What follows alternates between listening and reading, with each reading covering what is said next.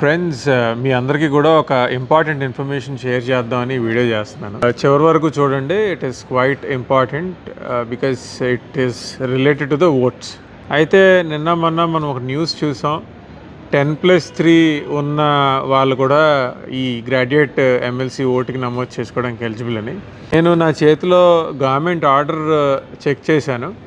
అయితే 15 years of education is eligible for graduate voters అని క్లియర్గా చెప్పారు. 15 years ఆఫ్ ఎడ్యుకేషన్ అంటే 10+2+3 అంటే 10th తర్వాత ఇంటర్మీడియట్ కానీ ఏదైనా చదివి తర్వాత డిప్లొమా కానీ ఇంజనీరింగ్ కానీ డిగ్రీ కానీ.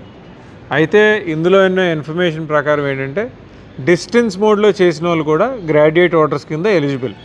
అండ్ ఇంకొక ఇన్ఫర్మేషన్ ఏంటంటే November 23rd అంటే November 6th ఇంతకుముందు లాస్ట్ డేట్ ఇచ్చారు కదా, November